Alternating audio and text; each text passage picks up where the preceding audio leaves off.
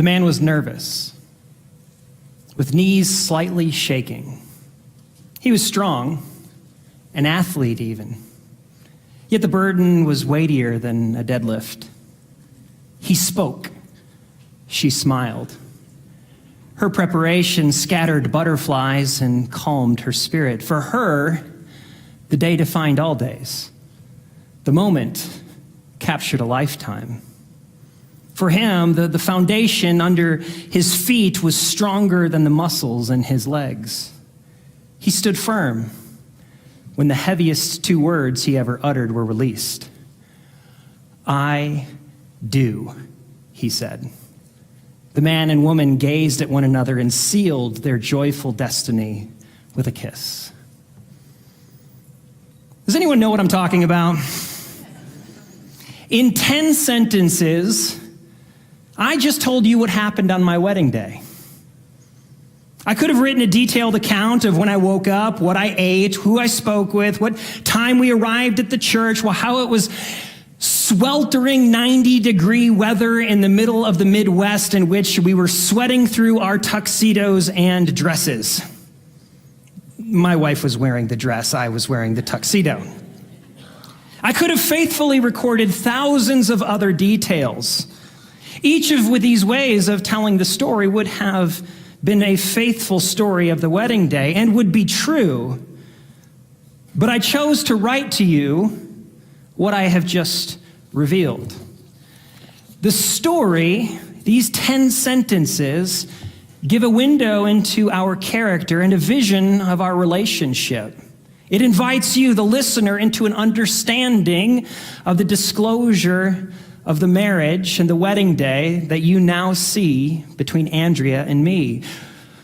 When God chose to give us the story of creation, he did not drop us a history lesson or a scientific textbook. He gave us a vision. The vision of creation is a window into the mind of God and the creativity he puts on display through the cosmos. If you brought your Bible, please open with me to Genesis chapter 1. We are going to begin in the beginning.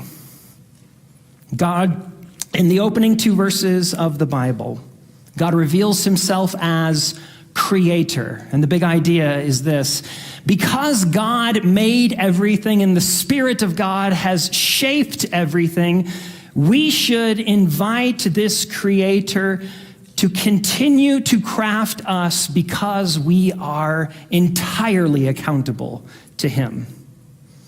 The opening lines of the Bible reveal a God who created everything and the Spirit who crafted the cosmos. Now, if I were to say to you, a long time ago in a galaxy far, far away, a few of you are chuckling because you know instantly what comes to mind. The 1977 film Star Wars. Some of you might even be able to recite from memory the entire scrolling opening credits of one of the most famous movies of the 20th century. But because those words are so famous, a long time ago in a galaxy far, far away, many of us who have seen the movie or have been around pop culture for a number of years would glaze over what is being said. But surely the introduction calls to mind everything that comes after it. But in many times, we forget the setting of the stage because of its familiarity. The same happens with the Bible. You don't need to be a Christian to hear the words, "In the beginning, God created the heavens and the earth," to know that this is the opening of one of the most, if not the most, influential book in the history of humanity. Yet, the line has become so familiar in Western culture that we often fail to see the beauty of the claims that it is making. The sentence is structured around the verb created. Created is the Hebrew word, barach. It's an energetic and forceful word that's used 48 times in the Old Testament. in 41 different verses. In all of its uses, God is the one who creates. In each of its uses, it's an acknowledgement to the object of the one who is being created that the subject, namely God, is the one who created them. When the Bible opens with the line, "In the beginning, God created," the object of God's creating word owes their entire existence to him and him alone. And the Bible does not stutter when it declares who owes their existence to God. In the beginning, God created the heavens and the earth. Everything on earth, everything in the skies, everything in the seas, everything in all of the realms in which we cannot see. God created everything. Everything owes their existence to him. Nothing has an excuse. Everything is brought forth from nothing else but by God. Now imagine a king who owns a castle. And in the castle, there are stables that are filled with horses. Each horse is unique, and it's bred by an expert breeder that lives in the castle. The horses are then branded and sealed by the king. They're fed with food from the kingdom of the king. They're housed in stables owned by the king. From the moment that the horses arrived in the kingdom, they have existed because of the king's desire to have a stable in his castle and to breed horses. It does not matter if one horse, if it was able to say in its horsey way, perhaps like Mr. Ed, "Have you ever seen the king?" Because I haven't. "Have you ever met the king?" Because I have not. Why would that question not matter? Because everything surrounding the horses screams to it, you wouldn't exist as a horse if the king did not permit it. It does not matter if you believe that the king exists or doesn't exist. If he chooses to remove any horse from his kingdom, he may at his will and pleasure. Now, I know that many of us who are gathered here this morning are new to the scriptures and to church and to the Bible. So many of you probably get the weight of this verse more than those of us who have been around church for a while and have become all too familiar with these opening lines. The introduction to the Bible screams to everything in all of existence, you owe God. I know this rubs our Western individualistic sensibilities the wrong way.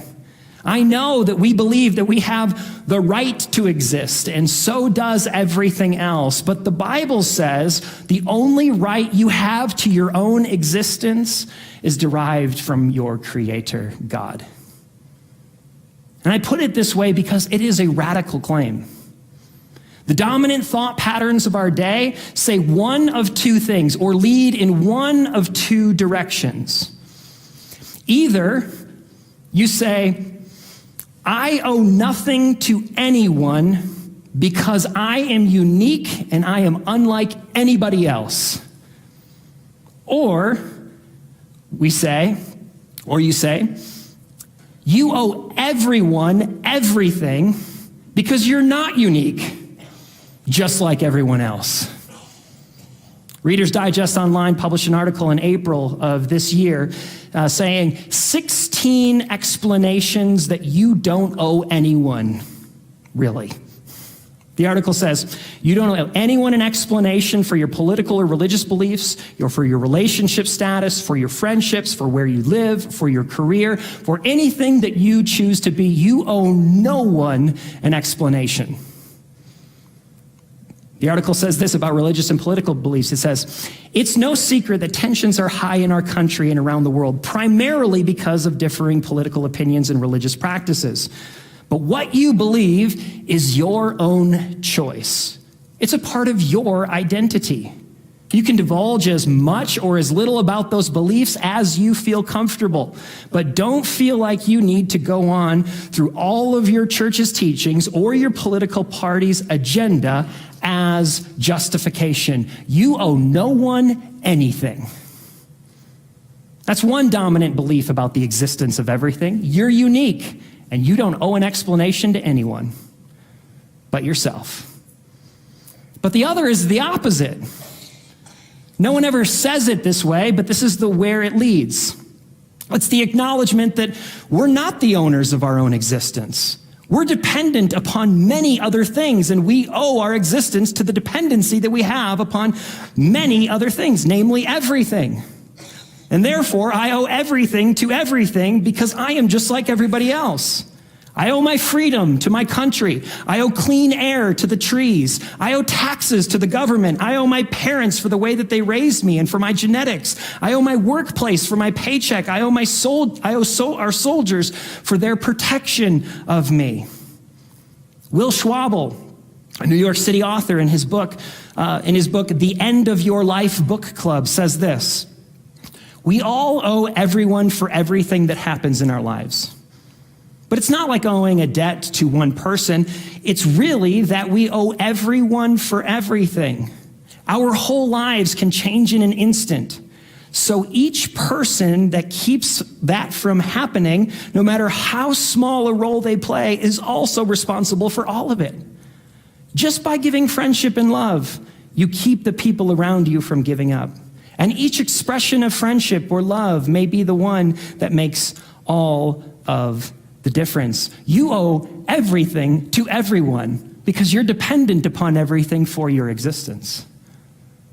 These are the two dominant thought patterns in our day. You owe no one for anything because you're unique. You owe everything to everything because you're just like everyone else. Now let's do a thought experiment and really trace down to the logical conclusions of what these belief systems, where they lead. What is the result of the first way of thinking? I owe no one anything because I'm unique, and I don't need to give an explanation to anyone for any of my beliefs or my behaviors. What's the end result of that? The end result is loneliness. If you truly believe that you don't owe an explanation to anyone for anything, you will lock yourself up in a safe and secure belief system. And you'll have behaviors that overflow from that belief system that are accountable to no one. You'll be safe. Nobody can tell you what to do. Nobody can tell you what to believe. You are unique. You are your own person. You don't have to believe anything that anybody else tells you to believe. You're accountable to no one. You'll be safe, you'll be secure, you won't let anyone or anything else in, but you're going to be utterly alone. And you'll never have someone who truly knows you, who can shape you, who understands your thinking, who beats with what you feel. Yeah, you'll be safe and secure, but with no one to share that security with. But what about the second? If you live your life with the acknowledgement that you are dependent upon everything else for your existence, what happens then? If you owe your good grades to your parents because they sent you to a good school, if you owe your good citizenship to your country because they protect you from your enemies, if you owe the trees for the fresh air that you breathe in your lungs, you could genuinely try to pay back your parents and your country and the environment for your dependency upon all of these things. But in your efforts to please everything that has given you something good, you will find yourself utterly and totally enslaved. Always seeking to please the universe that has given you its existence. This is what makes the opening claim of the Bible so radical and so liberating. Everything owes its existence to God. You don't have to pay back to everyone everything. And you only owe an explanation for your beliefs and your behaviors to God.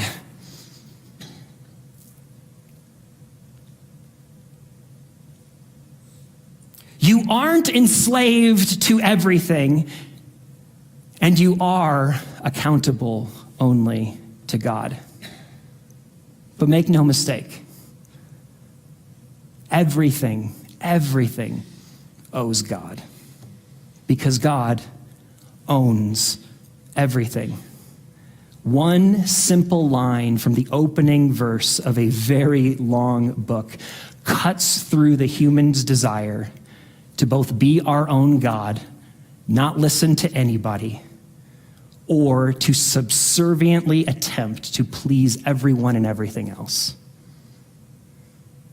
After the Bible opens with this comprehensive affirmation of God's creation of everything, the Bible gives a vision of original creation.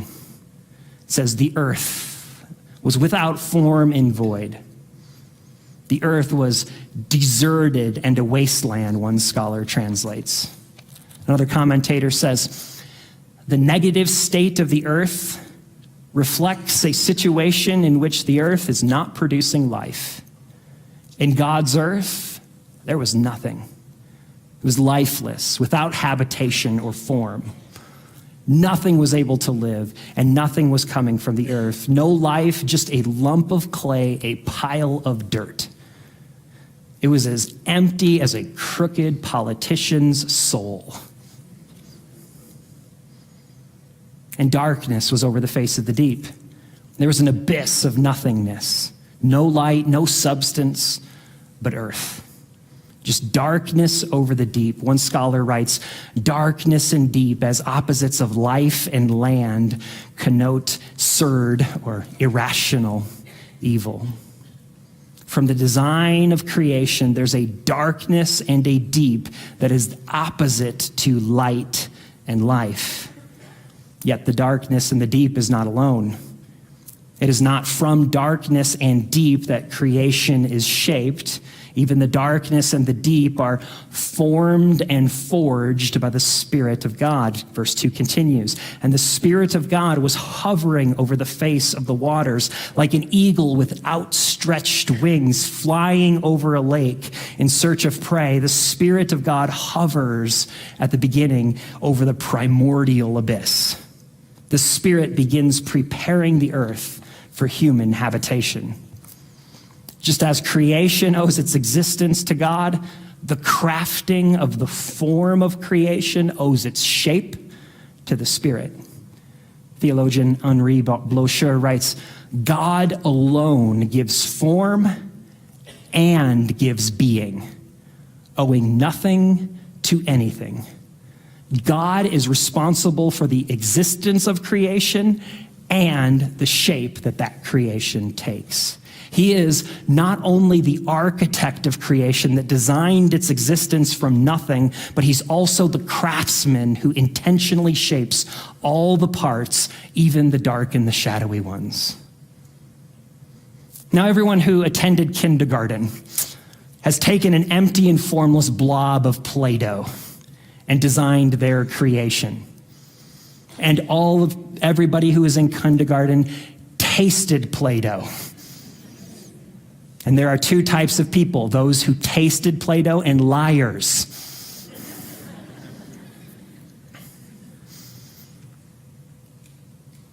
You know you got curious. And from the shapeless blob of water, salt, and flour, a kid can shape anything that they want. Now imagine that kid takes the dark and formless blob of dough and gives it life. The kid shines light upon his creation and sculpts not just a bird or a giraffe from it, but arranges from its Play-Doh an entire ecosystem dependent upon the wisdom of the kid, the oversight of the kid, the interaction that the kid has with his creation to ensure that it moves forward to its intended purpose. God is the one who creates and the one who crafts. And it's these two affirmations about God that are both stabilizing and adventurous. Because what happens if you have a God who can only create? If he makes the heavens and the earth, and then he leaves the heavens and the earth in the primordial chaos to fend for itself, if he creates the raw materials and then just lets it go, if you have a God that only creates, the result is creation's attempt to control the chaos.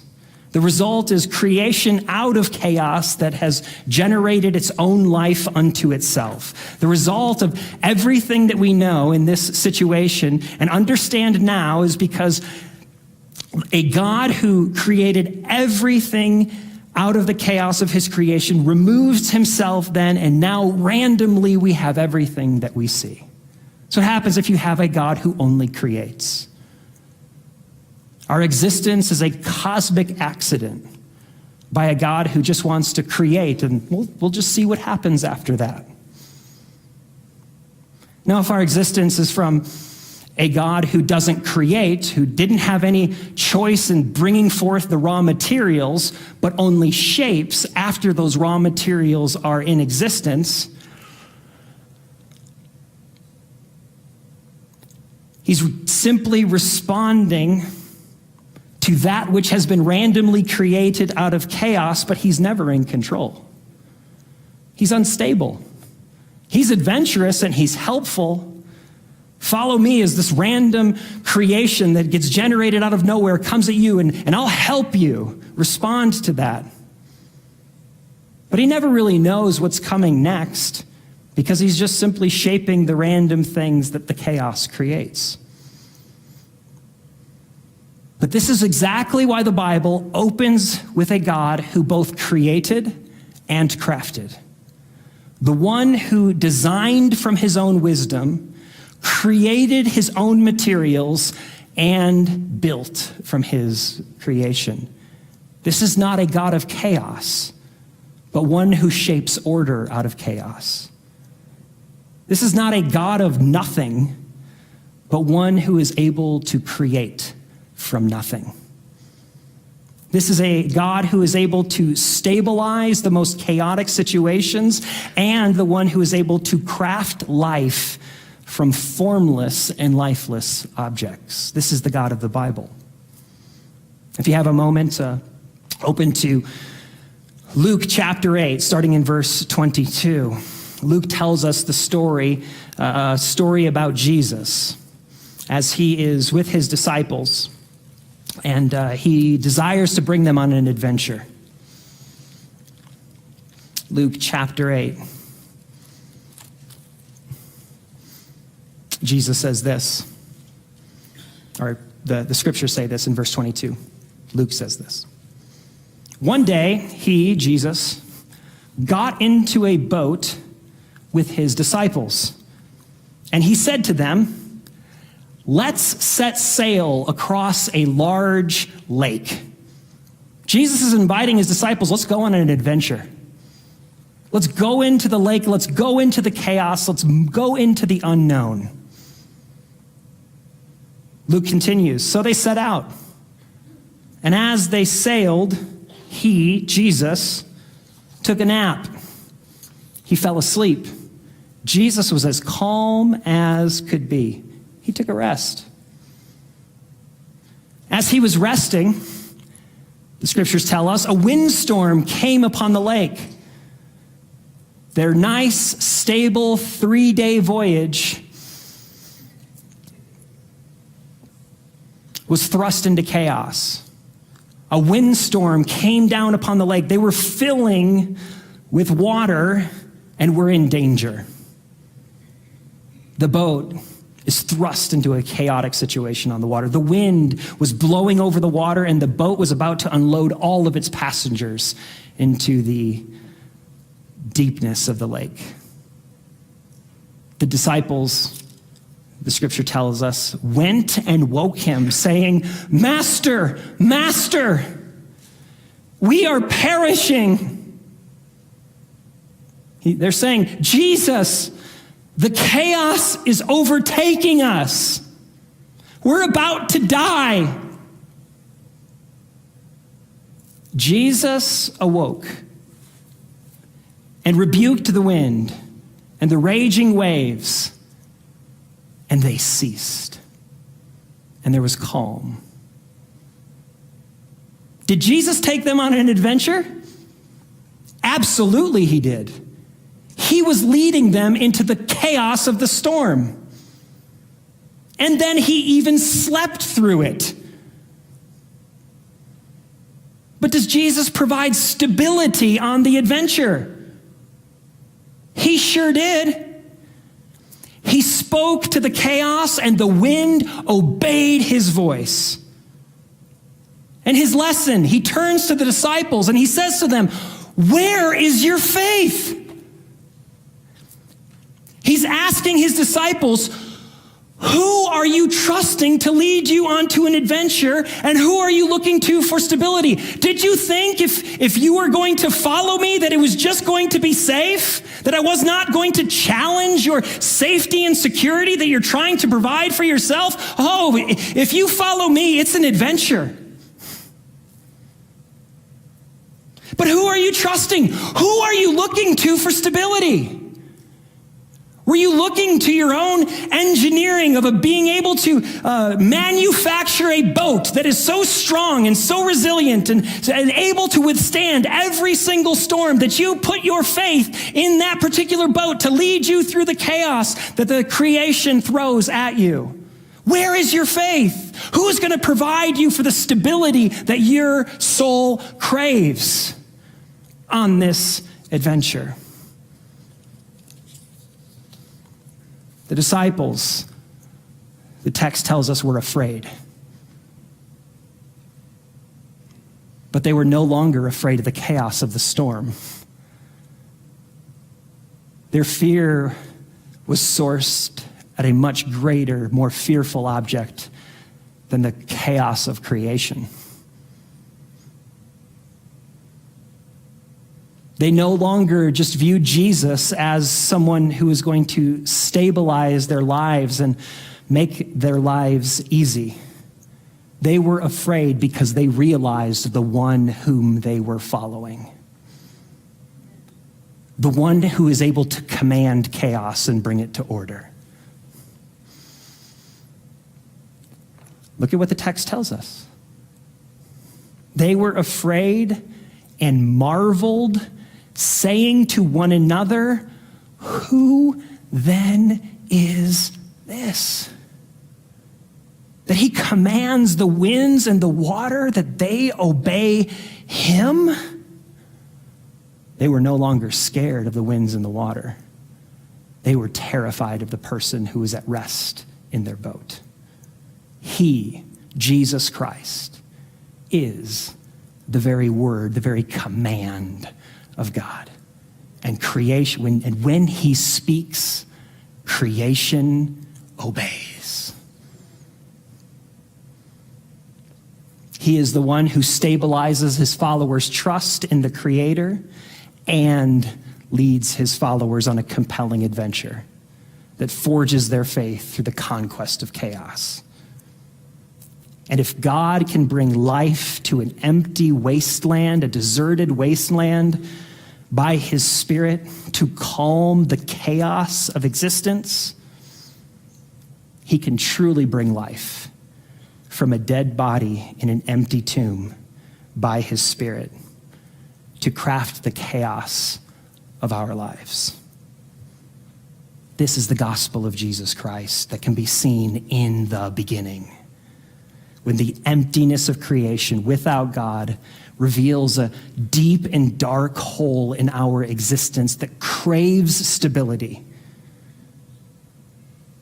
The calming presence of the Spirit of God, revealed through the person of Jesus, leads us to be afraid of him and him alone. Some of us have never followed Jesus before. They've never taken that step. Some of us are forging into the chaos of existence in our own power, attempting to jump to the moon using our own legs. You may think this is an adventure, but genuinely, you don't have any assurance that you will conquer. Others of us who have yet to follow Jesus are scared to death of the darkness, scared to death of the chaos of this existence. And because of that, they've set up an artificial light system that we're reflecting back to ourselves to guide ourselves, to just keep us nice and safe. You may know what's coming in the existence that you have created for yourself, but you won't live an adventure. If you have never followed Jesus before, but would like to live on a stable adventure, I want you to take a step of faith right now. Don't wait till after the service. Don't wait to think about it and say, well, maybe I'll mull it over a little bit more. I want you in your heart right now to take a step of faith. I want you, while we are praying, to confess to God the following things. Number one, I want you to confess that you're scared of the chaos of this world. And I want you to ask him for stability, to show you the face of the one who commands the chaos and it obeys. I also want you to confess that in your humanity, you seek to control your own life. Confess that to the Creator and surrender to his leadership for an adventure that died for your sin and was raised from the dead to give you new and eternal life. You can either do this now in the quietness of your own heart and acknowledge your dependence upon God for everything, or you can do this at the end of all things when you're standing face to face to him to give an account. If you do it now, you have the guarantee that the stabilizing force of Jesus' death and resurrection is there for you, and the Spirit's guidance will lead you from this day forward. If you wait to the end, only God knows, but you don't. Pray with me.